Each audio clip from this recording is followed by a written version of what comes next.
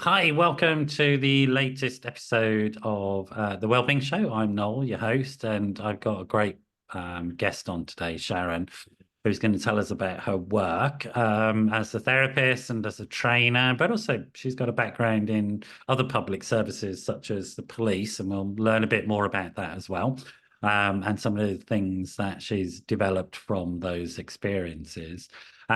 This is a pre-recorded, goes out on a Wednesday evening, so don't call me if you're watching the pre-record because I might be in bed asleep. And I don't know if you can hear the rain outside my window at the moment. In London at the moment, we're in the middle of a storm. But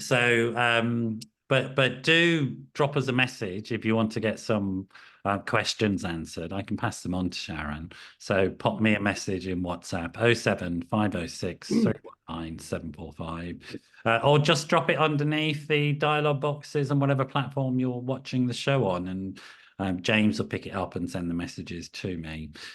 So that's enough from me. Hi, Sharon. Welcome to the Wellbeing Show.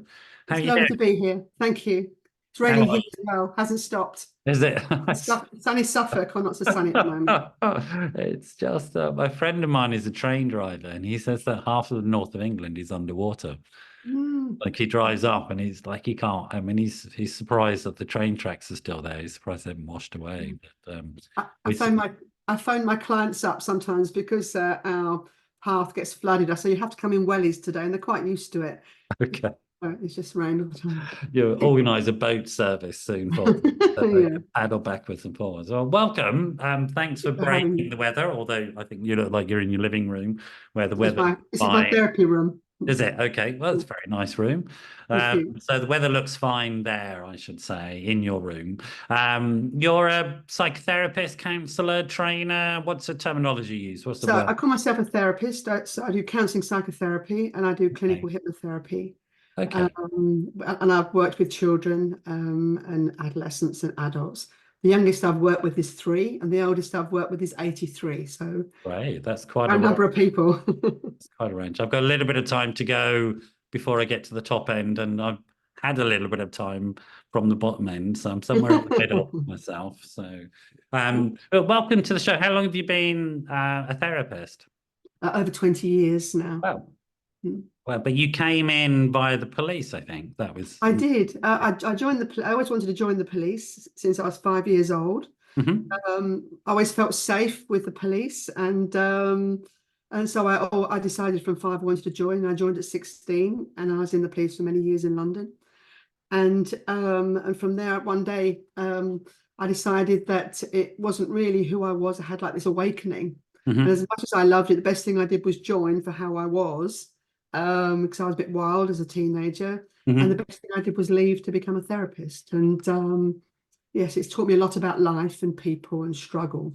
Is London where you were brought up, or that Yes, just I was born in Greenwich and okay? moved to Kent and then to Suffolk, which I call Suffolk my spiritual home. I love Suffolk. Right.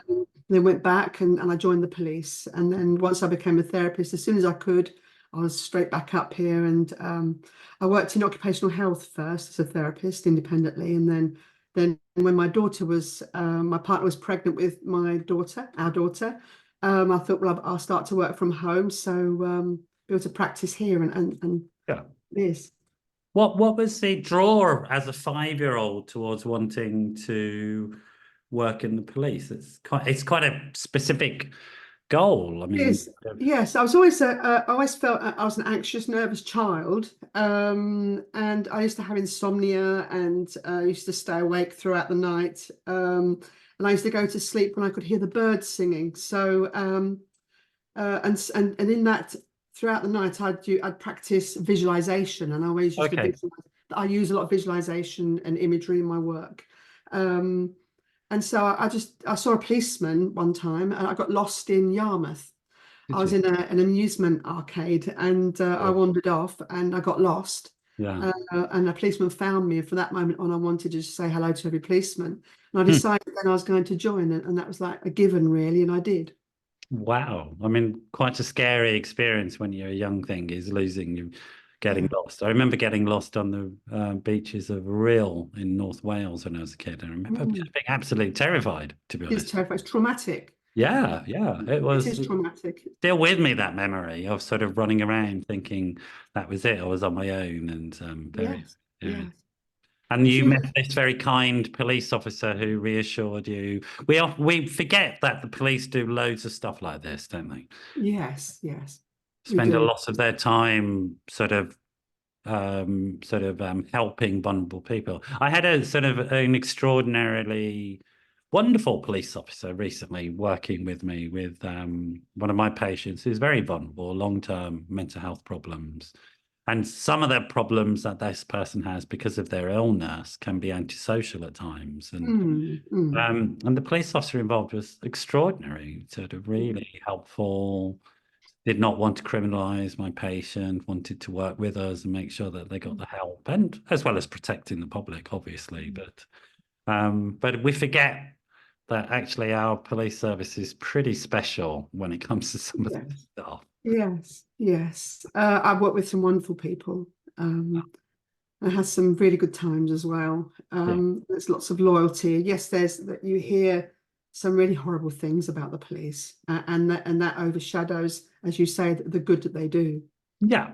I mean, And there are some difficult things going on, as you know. yes, And definitely. without a doubt, there are some structural problems. I'm sure you know about those. Yes, I You don't agree. need to be Yes, yes. lectured on that. Yeah, yeah, I agree. Yes. But nevertheless, it's there's quite a lot of really good-hearted people within, and I feel genuinely quite sad that that good heart is often uh, damaged in some way, uh, Yes. and sort of goes in the wrong direction quite often. What was Yes, your? You I don't need agree. to get into details, but I know your experience of being in the police also led to you having some difficult experiences at times as well, as one can imagine. Yes. You've lived with subsequent to leaving them, I think.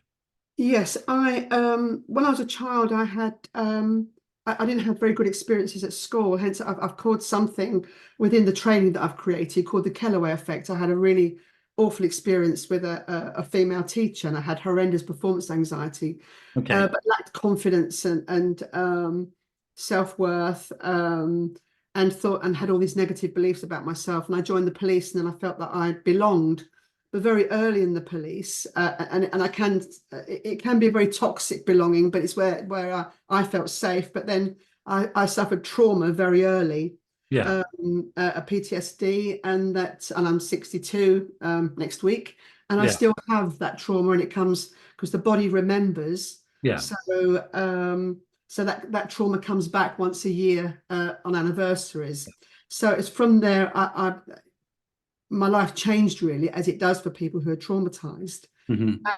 And it was almost like my heart closed Right. in coping with my situation and what I was doing, until one day my niece was born, Hmm. my first niece, and it opened with love. And then with love, when your heart opens, the grief comes out, and I Yeah. started having therapy. Yeah. It's from that moment on I started to change. I And heard it's interesting. I heard Prince William say a similar thing once. So he was talking at a conference about his own PTSD, and he said he'd seen all these things as a search and rescue pilot, which were horrific things, mm, but he'd somehow compartmentalized them, and it all opened up after the birth of his first child. yes, That's it. He yeah, couldn't deny it any longer, and then that's when he sought help for it. yes, because it is you hold love and grief. And that's why a lot of people, when they lose a loved one, their heart shut down, and mine did, but it opened up with the birth of my niece, Yeah. my first niece, and Yeah. that was the change for me. It's like they call it dark night of the soul, and I was very much in it, and depressed. Yeah. And then I went down the path that I wanted to be, and it was whether I was going to be a hypnotherapist or a counsellor. Yeah. And I chose counselling, but used hypnotherapy, as in lots of visualization and imagery in my work. And Yeah. then further down the line, I did hypnotherapy, and then integrated that into my work. So I use hypnosis, visualization in my therapy work, and in the training I do. But So it tell was then me, that I left. as the subjects come up, why don't you tell me what hypnotherapy is and what counselling is and what the crossovers and what the differences are? Just for now, Okay. we'll do that technical conversation. I want to go back on some of your story, but we'll do that after we've done this Mm. bit. So, what is hypnotherapy? Because I guess most people understand it as a form of entertainment rather than a form of treatment or therapy, right? It is a fantastic way of working. Um, And there are many ways of working with hypnotherapy. There are many types of hypnotherapy. You can have the authoritarian, where you're really forcefully told what to do, and they have the old perception of the clock swaying in front of you or the watch, Oh. and then it puts you out. But it's a wonderful way because it creates this altered state of consciousness is created, and the defenses between consciousness, what we're aware of, and the unconscious of what we store in our deeper self, Mm-hmm. the barrier becomes thin, and the material's coming up, memories all the time. But by relaxing that person, sometimes just relaxing them in a not necessarily in a deep hypnotic way, Yeah. you're able to work with aspects of the self. Um, and so with that, you can work with what I do is I work with the child, the adolescent, Mm-hmm. and the adult. Yeah. Sometimes it works. It's I don't have quick fixes. I don't do quick fixes, but it works very well with those aspects of the self. Yeah. For example, one man came once. He had very serious chest condition, and the doctor said, "You're going to die if you don't give up smoking." And he tried everything, and he came to me here, and he just could not. He was desperate to give up, but he couldn't. And so what I did, I worked with, I had like three of them on the sofa. There was his child, the adolescent, and him, the adult. And there was a Mm-hmm. conversation between the three. So through hypnosis, I was able to do that in that altered state of consciousness, where the child was very lonely, didn't belong, was bullied, until the adolescent started smoking because his mates said, "Come and try this," and he did. And from that moment on, he belonged, was one of the gang. Mm-hmm. So the adult wanted to give up smoking, but the adolescent and the child didn't. And Okay. so I was able to work with those parts. Okay. So so you can, with hypnosis, you can go into this altered state, which is deeply relaxed, Okay. and the work can be done to work with your subconscious. So what Where then is counselling? Because that, well, I guess people yes, listening would think, oh, that sounds like counselling. How is that not counselling? And how is it counselling? yes, you bring when someone comes for hypnotherapy, you do a full assessment. So I would find out their full history. Sure. And what tends to happen then, you ask lots of questions, and one thing leads to another. So in knowing that history, you would then develop a script, personalize a script around that person to Mm-hmm. deal with the issue they want to bring. Okay. With counselling, there are many different types of counselling. I'm an integrative counsellor, so I bring different therapies in. So Mm-hmm. for me, the client comes and I do an assessment. I find out about from their birth onwards. So I have all this history of their childhood, their relationships with parents Mm-hmm. and relatives, and they have a space. They have a space to talk, um, and by talking and expressing. And the way I work with them is like a coaching. So we work together rather than sit and not engaged, because Mm-hmm. that the therapeutic relationship for me is about engaging. Okay. There, you build a therapeutic relationship in which a person is able to talk freely. And so, as they talk freely and connect to those experiences, material information, memories from the unconscious come up into consciousness, Yeah. and they find out a lot more about themselves. But Okay. even within that, I do inner child work, and I work with the inner child, the adolescent, and the adult self. Okay. Thank you. That's a really helpful explanation so that people can understand the sort of similarities and differences. Yes, Mm. yes, And so, you know, hypnotherapy has been used for a long time in psychotherapy. It was used originally by Freud, I think, as well. yes, yes, very So, much so. and so it's not a new thing. Um, Yeah. and the idea of a deep relaxation is quite crucial. And it's actually underpins, I think, some of the work that's being done around working with trauma and with psychedelics, because the psychedelics produce a deep state of relaxation, Yes, essentially, yes, and therefore people can talk about and access issues that otherwise just make them too frightened. yes, They get yes. very tense, and so it's interesting. So I'd like to go back a little bit because you used a term around sort of the dark night of the soul or something to describe PTSD, or I can't remember exactly what you said. Yes, that within there's certain theories that psychosynthesis psychotherapy, which works with the whole self, the state of depression, when people are very depressed or in that dark place where things are going wrong for them. It might be that they've Sure. a partnership has ended, they've lost their job, or something really big. There's been a loss in their life, something happens, and a person is in this dark place, Sure. which I was in when I was deciding to leave the police, Okay. because it was a culture that I was leaving that had been part of my life. I was in this place, and it was perceived that I was turning my back on my colleagues, Right. and Right. there was fear there of how I was going to be, and so I was in this dark, lonely place. Yeah. And I had back problems as well because the trauma was manifesting in the body as it Mhm. does.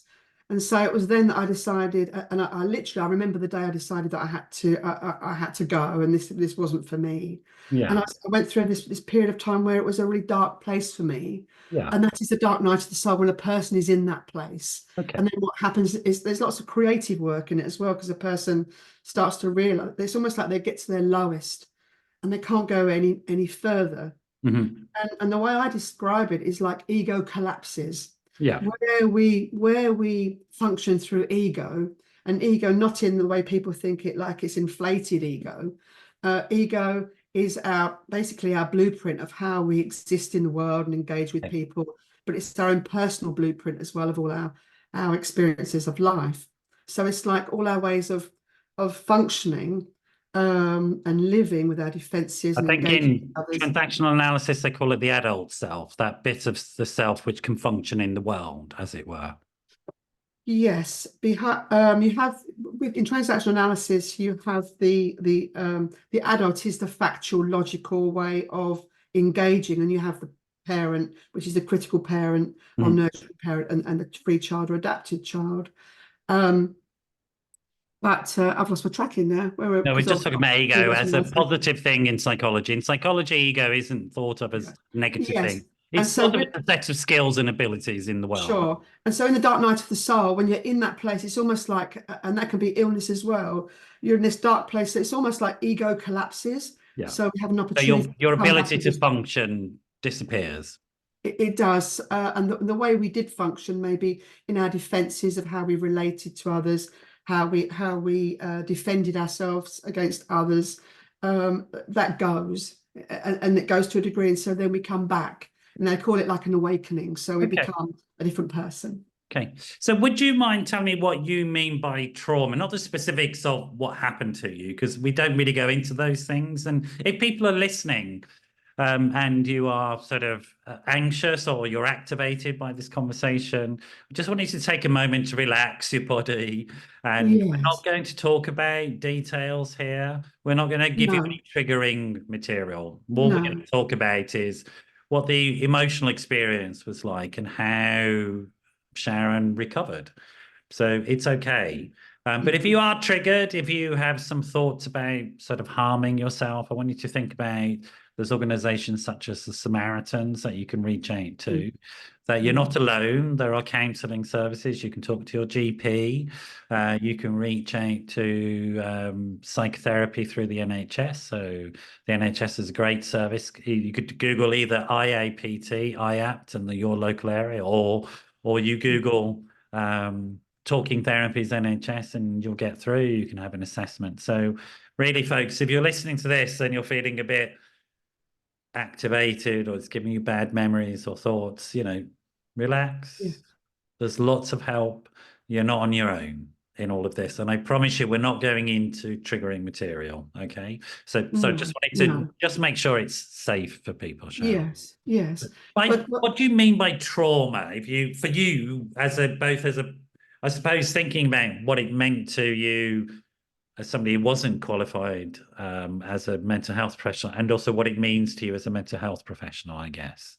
so what isn't widely known is that we can be traumatized in childhood for many ways. Okay. So when you explain your experience of being lost, how you perceive that, you could have trauma from that, Yeah. and possibly do, and a child having going to a hospital for something, or a dentist or a GP, can be traumatized.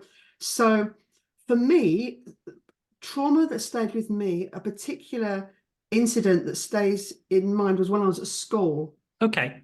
And that experience at school of how I was treated stayed with me to the point where I would freeze. And so Okay. the anxiety I had at school, and if you'd like me to tell the scenarios, nothing, well, I don't think I think it's okay to not tell it, but it's okay to tell it. It's entirely up to you. okay. I think if you feel it's a safe story, please feel free to Yes, tell yes. it. Well, I was humiliated by my teacher because I used to be really good at football, and I'd play football with the Okay. boys at school. Yeah.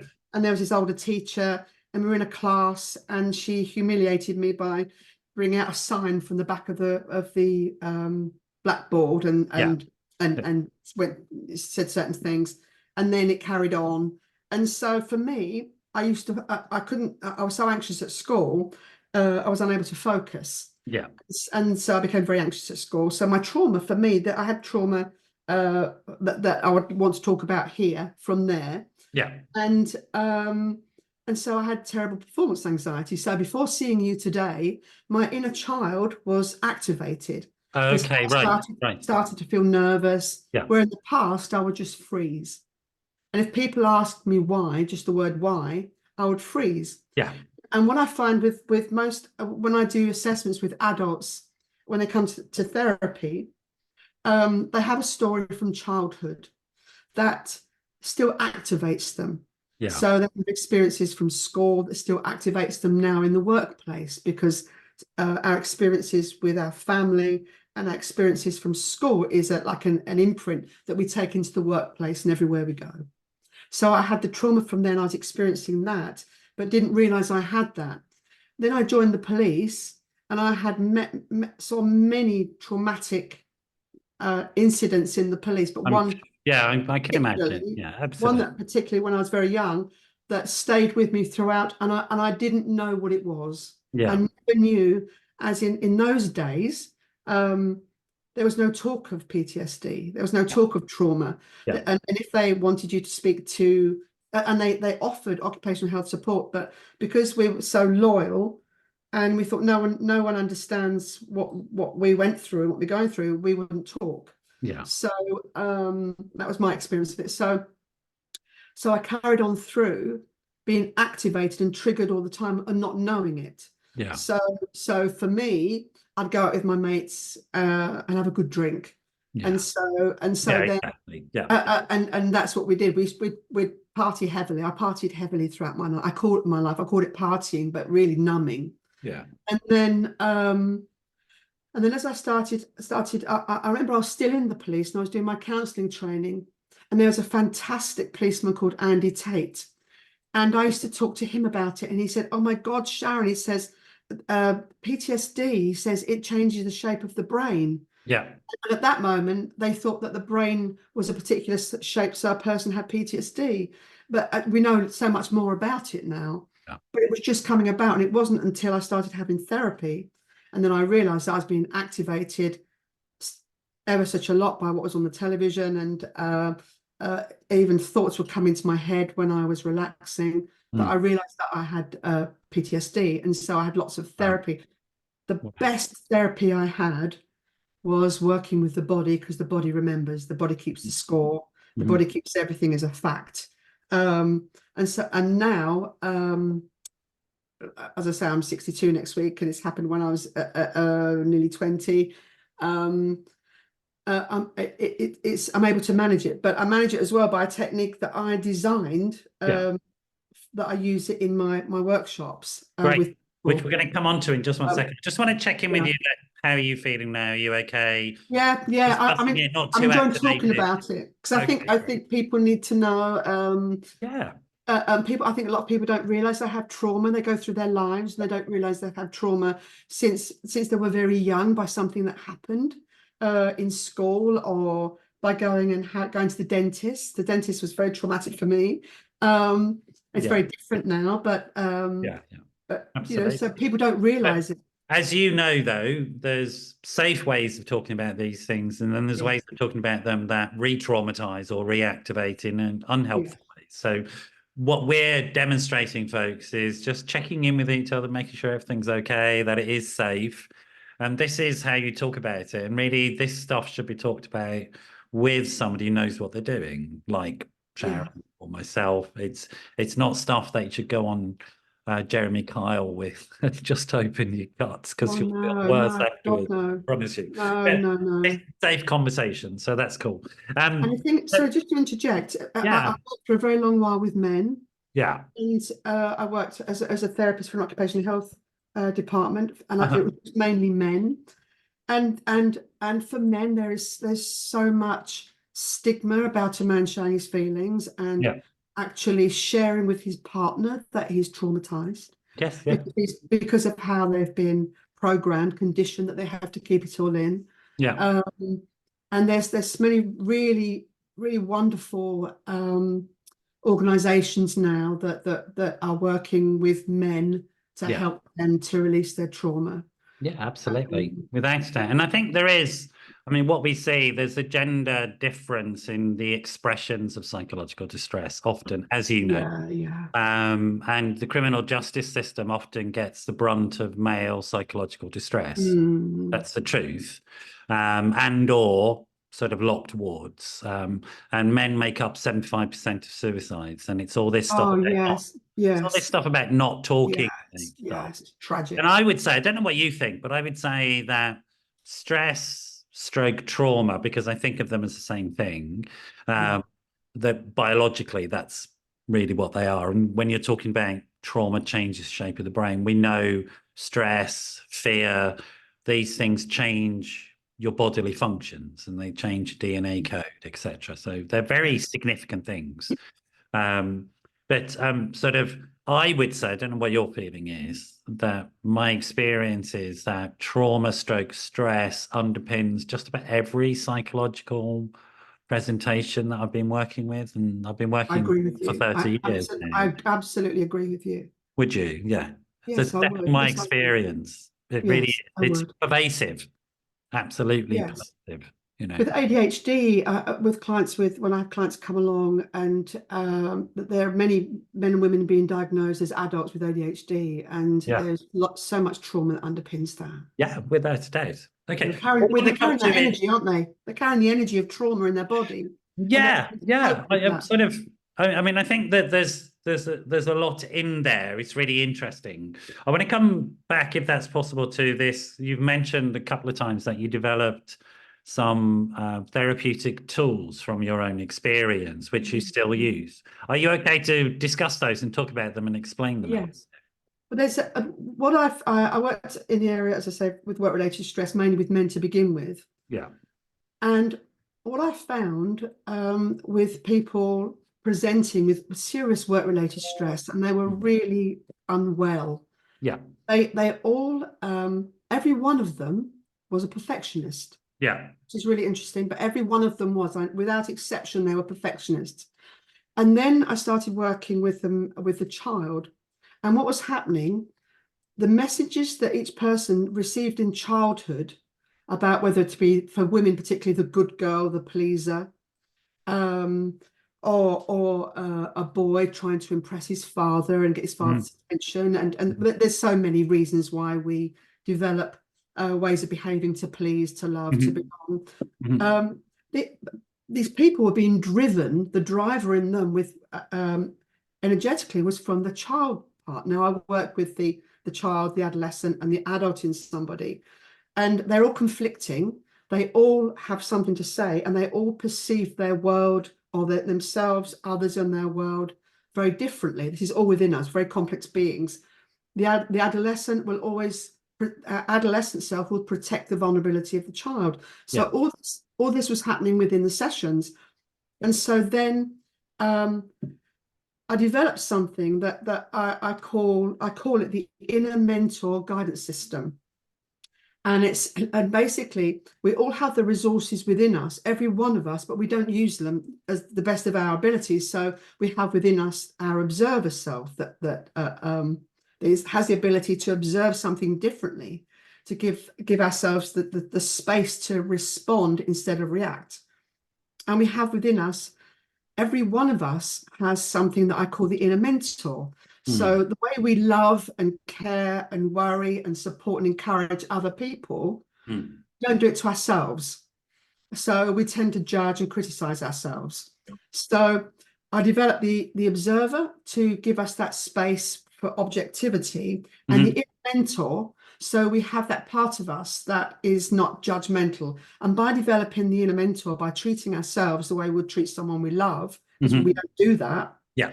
Those voices of the inner critic and the judge within us and the perfectionist and the saboteur got smaller. You're right. So I had the inner mentor. Sorry, the inner mentor guidance system is the inner observer. Right. The inner mentor, and using our body as a guide. And I taught that technique to people, and there was something that I called that's so simple, really simple, 3 important questions. And the first one is when you're being activated and you've got all this going on, like, for example, you're having an argument with your partner and you're both in your adolescent and you're arguing with each other and saying things you don't mean, or you've gone into the workplace and you're really stressed because you feel that you have to do your best and you're worried what people think of you, or you're worried about upsetting your boss. By saying to yourself, what is happening here? Just that, what is happening here? It gives us that space to take that step back, to have just a space to observe our thoughts and feelings and behaviors, that much more. And so in doing that as well, and then the second question is, what do I do? Have I been triggered? And so the body lets you know, yes, you had been triggered. And there's many other questions you can ask. And from that, you get to identify whether you've been triggered to your child. So then we're perceiving our environment, the people around us, ourselves, from how we did when we were a child. Now, COVID proves that, because people were absolutely terrified. Yeah. Some people weren't, some people were. And so then we had that one. And the third one was, how do I take care of myself right now? And so by asking those 3 questions, people then had the tools that they developed to know when they were triggered. I've developed it more for them to reflect on what happened before or later, but it was just those. And if they had been triggered, there was something that I used myself for trauma, and it was called back to base, I call it. And you give yourself 5 facts in the present. And so that would be easy things like, my name is Sharon McKenna-Daniels. I am years old. I live at this address. You give your full address. You live there with, and you give the name of the person you live there with, if you live with anybody. And if it's a partner, you say how long you've been with them, and you give facts. And those facts move you from one part of your brain to the other. It moves you to that objective part where you become more in control. And people have been using it for a long while now, because that's why I've developed the workshops, and it works. And people got back to work from being long-term sick. And they're empowered. But also they're empowered to see the other people that they're talking to, or the other people around them. They were able to spot when the other people who they're working with had been activated and functioning from an adolescent self. There is an assessment tool as well as a recovery tool. Absolutely. And it works. And that's why I develop Women Who Thrive to help it with women. It seems, I mean, I think I know what you're going to say, but it seems very important that we understand that although things may have happened to us as a child when we weren't capable of doing things, now we are capable of doing things. And understanding that distinction, that, okay, I may feel like that helpless child, but I'm actually not. And using tools and resources to say, well, actually, I'm not the helpless child, although that's how I feel. Yes, and then being able absolutely. to take actions. Absolutely. And knowing you're in that place. And when you're in that place, you're able to. It's almost like you're on the inside, or looking down at yourself, thinking, okay, I'm in child now. I'm feeling all these things, or I'm in adolescent, and I really hate you. I want to act out, and then being able to get yourself back to your present adult self. So we have a historical adult who is different to how we are today. So it's getting us to your present adult self. And that's, I guess, my where dog. Sorry. No, it's fine. No, it's fine. The dog can stay, join in. Sorry about that. All right. That was Amazon, like you said, would come.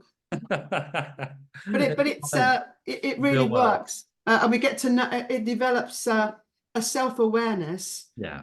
So we're in control and we're present and we're able to calm our feelings, our anxiety down. Lots of people go to the toilet and they do like a 5-minute meditation, sit on the toilet and do it, and they get themselves back to adults. It does sound particularly important as well. Particularly, I can understand why it developed in a work context, because it's not necessarily safe in a work context to go and ask for a hug from somebody, right? No. It's just not. So you've got to find something else that allows you to Yes. function, Yes. but also give yourself that emotional hug as well, because that's Yes. really what you need, is that way of containing. So Yes. I'm interested. You keep saying the body keeps the score. I know what you're referring to, but the public may not. What do you mean by that? It's the title of a book, folks. But Right. what do It's you a brilliant book. Yeah. Evander Clark is a brilliant, brilliant book. But our body stores everything. Right. So where the mind and our perception of things can be faulty, and we can fill in the gaps with our mind, the body remembers. So I know when anniversary of my trauma comes up, because one day I'm absolutely fine, I'm a really positive person, and the next day I'm really in a dark place. Yeah. And my body tells me, my back tells me when I'm stressed, because feelings manifest in the body. So what we don't express or process stays in the body and affects us, and it's behind so many conditions, if not all. So we start to get tummy aches and headaches and pains and heart conditions. Okay. Yeah. Yes. Yeah. Yeah. And so those sort of multiple, it's often a sort of an assessment tool, isn't it? When somebody comes up with multiple small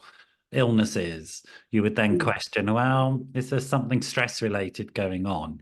That sort of needs to be looked at, because we know, and this is the whole point about stress. Does it I mean, in terms of the body keeps the score, what you're thinking about somatic approaches to therapy and dealing with some of those things through physical therapy or massage, etc., is that part of your practice, or do you have some thoughts on that? I don't work with massage. Yeah. What we do, we have massage on our retreats because of all the intensity. We have that part of the therapy, but I work with the body in giving the body a voice. Okay. Or using art with the body. So okay. a person gets to know, and also a body scan, so that a person can scan their body and they can work out what's happening in their body, so they can release it. So tell us what a body scan is then, so that for people that don't know. So the body scan, you're not going to a hospital and getting into an MRI. No, or you do something. it yourself, and it's really important. This is really important. It's really important that throughout the day you ask yourself, what do I need right now? And clients of mine, they set their watches by it, or their phones by it, because people don't do it. Yeah. People don't know what they need in that moment. Some people don't eat, some people don't drink, some people, I did a course with some men, and he said, I haven't eaten today. And he said, I've forgotten that I need to pee.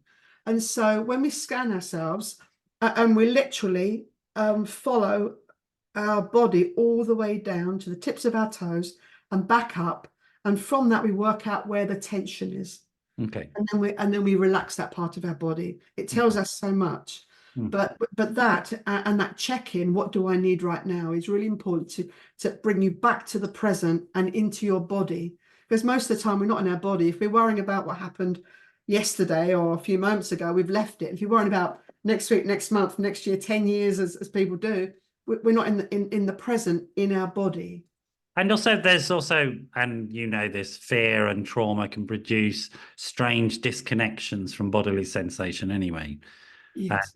And so you can have these sort of strange things around derealization, depersonalization, disconnection from emotion, and all that sort of stuff. And some people experience a sort of time delay between an event and the felt experience of it, because you sort of store a trauma. All these are understood things, and you're nodding away because you probably experience them personally as well as sort of deal with your therapy.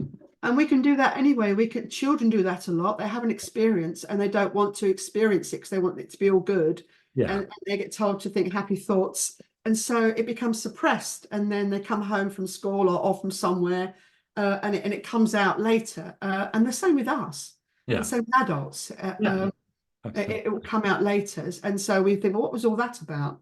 Yeah. But when you start to work back, it's like, oh yes, it was because Yeah. of this. Like if you watch a film and the film's really sad, sometimes we can feel that we could really break down and really cry because we've been triggered, or something's happened earlier in the day, or something in the past has triggered us, and the release of the emotions.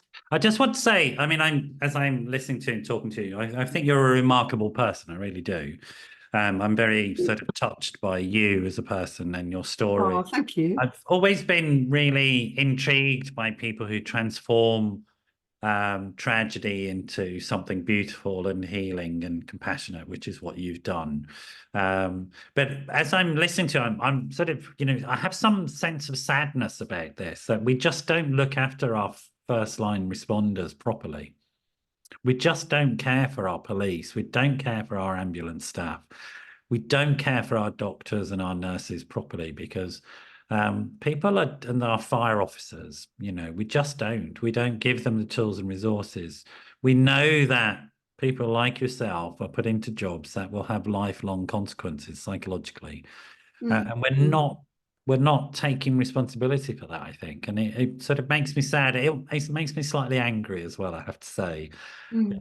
I think the armed forces understand this and they're doing a better job with it. But certainly, I don't think our sort of public servants, our public services really are supported properly around this stuff. And it's Yes, I agree. highlighted at the moment post-COVID, I think, because of the show that's on television at the moment and the fear. And I can tell you, and sort of you will understand this, but my early days as a clinician were in acute psychiatric wards, and they were very frightening places to be. Yes, And yes, people came in very distressed states, and you dealt with yes. those people as a police officer, taking them to those wards.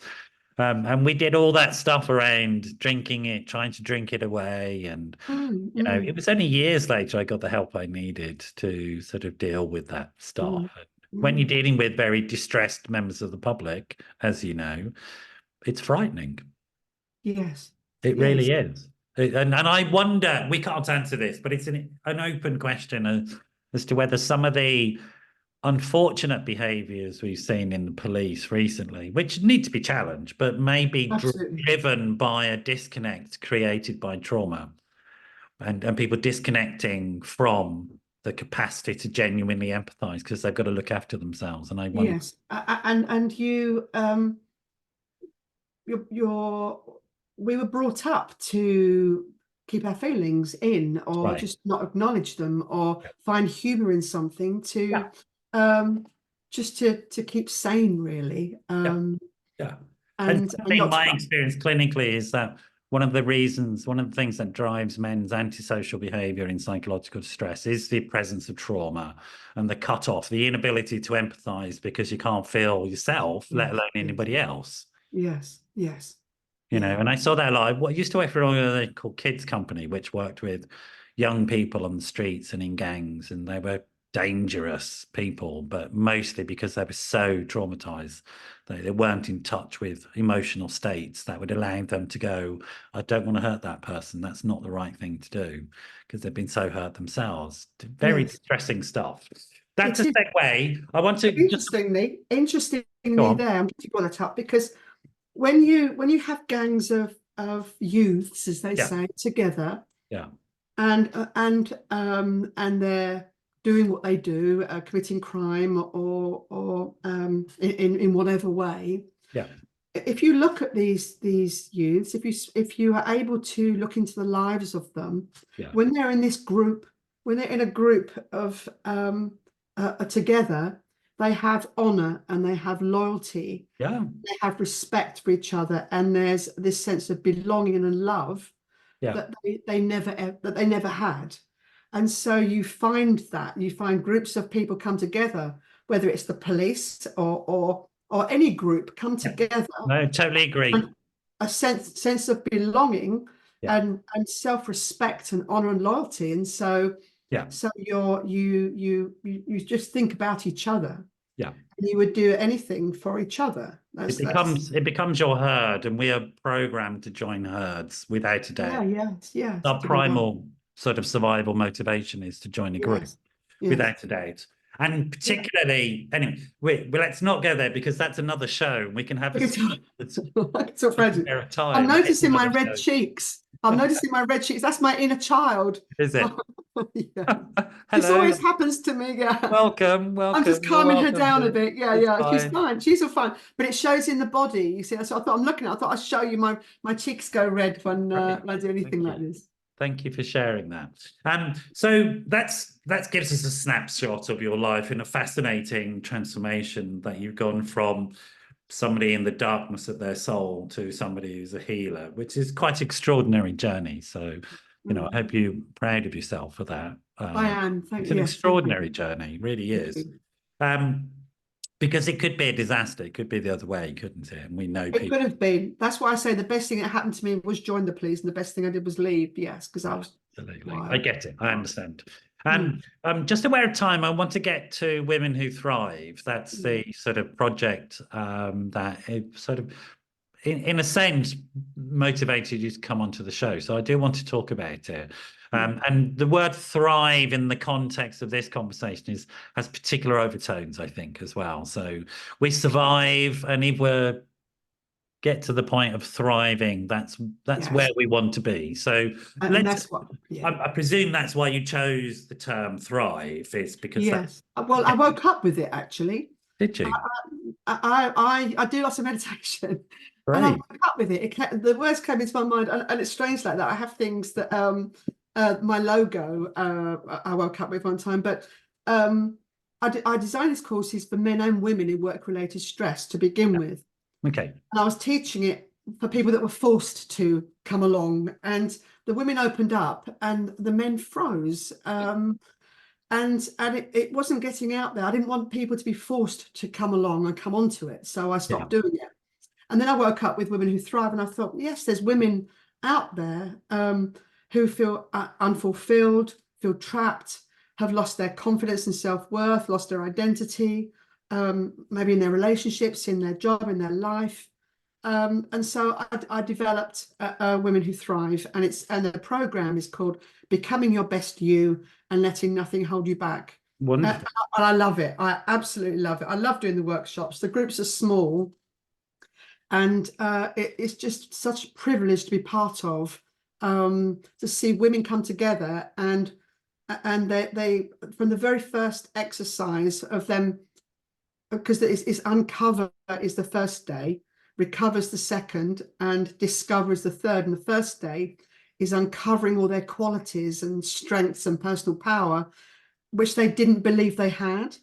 And then it's uncovering what they've carried throughout their life, what they've believed about themselves. And then recover is recovering the child. So the child that's been stuck is able to start growing, recovering the adolescent, the historical adult, and discover is them stepping into the woman who they really are and always have been, for them to go out into their world.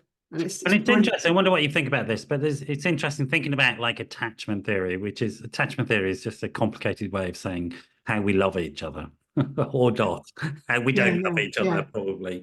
But the idea of good enough love inside oneself, from whether that be an early caring person or somebody later in life, a therapist or a partner or a dog, it doesn't really matter, wherever you get it is fine.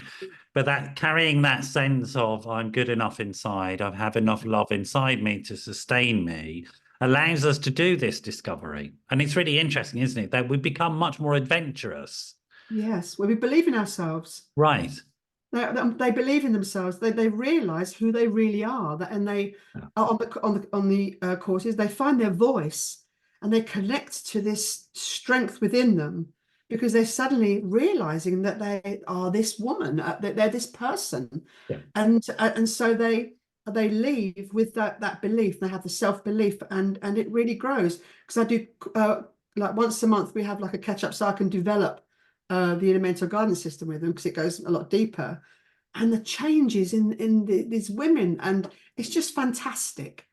But tell us Where about the sort of range of things that might happen on one of these. Are they residential, I presume? we have one, we have a 3-day that's a non-residential. They come into a premises in Beccles, Suffolk, which is lovely, called Saxon Wellbeing. It's a beautiful place. But we run a retreat, and we're running another retreat in March, and so that's residential, and that's very in-depth, where there's a lot of deep processing and healing. Okay. So what sort of things that might happen? Because you said there's some massage. What else is sort of on the retreat? So they come along and they have it's a beautiful. We always choose a beautiful place. The last place was in Loddon, a beautiful house, and in there they have the therapy, the therapeutic work, which is the workshop, which is intense, because they really delve into themselves and process their trauma and all sorts of things. But afterwards, they have we've got a fantastic team of women who do massage, reflexology, Reiki healing, angelic healing, which is all energy, and we have Kevin and David they're called Nosh, and they had Satis House. And they're award-winning, they're amazing, and the food is amazing, and so we have them come along, and they're just wonderful men, they really are, and the food they make is just superb, so I always make sure I stay on the Saturday. I'm sure you do. I might come down just for the food. Oh my word, it's amazing, it really is amazing. And so that they're looked after, and this time we have yoga, as well. So it's mind, body, and soul. They're taking care of all of that. And all of that is really important, I think, if we think about things like oh, sorry, I've got to interrupt you. And Crystal Helix, my partner, who's the project manager, she's a practitioner. Crystal here, all right. And she sorry, does... tell them about the crystal hearing. All right, okay, sorry. And she does. She's going to start throwing crystals at you, Eddie. So. Yeah, banging on the window outside. And she does that. She does the Reiki and crystal healing. Great. Well, I mean, it's that whole thing now that we, with this lifestyle medicine stuff, the evidence base for stuff that we knew worked anyway, but this holistic approach to, and it should be, I suppose, emphasized with people that this is about, as well as, maybe some of the more regressive stuff, what happened. It's more about as well, this is what you can do about it. These are the tools and resources that you need. It's not, we're not just going to sit in the shitty nappy. That's not what this is about. This is about change and transformation, positive tools. Because the reality is things like trauma, I don't need to lecture you about this, but I'm going to say it anyway. Trauma just gets worse if you don't do something about it. And you can't just keep going over and over. You have to deal with it. You have to manage it. You have to have tools and resources to allow you to reprocess it, to have better ways of adapting, etc., etc. Yes. And that's really important, I think, that people understand. It is, because for me, I couldn't read a book. Yes. I couldn't sit down. I was on this fast train with all the beauty of the stations either side of me, and I couldn't get off. Yeah. And then what actually did it for me, I read Eckhart Tolle's The Power of Now. Okay, yeah. And I learned about being in the present moment, and then it's like everything stopped for me, and then I could just really have the beauty of the world. Again, for people to understand why these things, I mean, Eckhart Tolle didn't invent that idea. So mindfulness meditation, being present in the moment, is taught as part of mindfulness-based cognitive behavioral therapy. It's taught as mindfulness itself. It's taught as in all sorts of ways, but it goes back to Buddha. It really is, but it's one of the most evidence-based psychological approaches that you can get. It's extraordinary. In fact, that form of meditation is so healthy that it will reduce your risk of getting cancer, folks. Yes. Just for a breathing. There's a fantastic book called Altered Traits. Yes. Wow. It's fantastic, and it gives you all the evidence that they were trying to get out many years ago of what meditation does. And I know when I haven't done, I meditate if I can most mornings. My daughters don't get up so early, but I can tell the difference in me when I don't meditate. Yeah. I do lots of writing, and I write my best when I meditate. Yeah. And meditation is so simple to this. We think we have to really just quieten our mind totally, but we don't. There's so many different ways of meditating, I'm and doing it right now, and nobody yeah, will know, but I'm just breathing in and out through my nose and bringing my yes, consciousness to this moment. yes. That's And the word meditation makes me relaxed. exactly the same here. I've Yes. trained myself and I've been doing it for Okay. years. You know how I first learned about it? This is funny.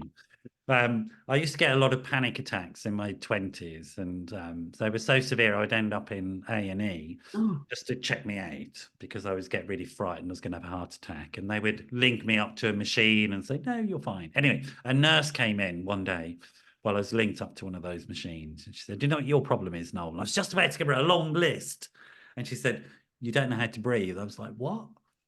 What do you mean? I don't know." oh, And she said, and she taught me mindful breathing, which she didn't call it that. She just taught me how to breathe in and out through my nose and bring my consciousness to the breathing. yes, My panic attacks went. yes, They yeah. disappeared. It's really powerful stuff. Really powerful stuff. It And is. so if you learn one thing, learn how to breathe. Yes, That's important. We are sort of sadly at the end of I told you it would fly by. it did. Yeah, it did. It always does fly by. So how do people find out more about you, Sharon, and more about the Women Who Thrive and etc.? Have you got a website that people can go to? Yes, we have. Thank you. We have a website, and it's www.womenwhothrive.co.uk. Okay. And I'm on One word. Instagram. Yeah. Yeah, all one word. And I'm on Instagram as well. And I do like self-help videos. We Great. put posts out, but I put videos out as well as short videos Brilliant. to Brilliant. help as well. And So when's your next residential, did you say? but I've got the workshop, the 3-day workshop in town tomorrow for the next 3 days. And Okay. the residential retreat is in a lovely place. It's called the Norfolk Farmhouse Okay. in North Norfolk, and that's on the 20th to the 23rd of Wonderful. Well, I March.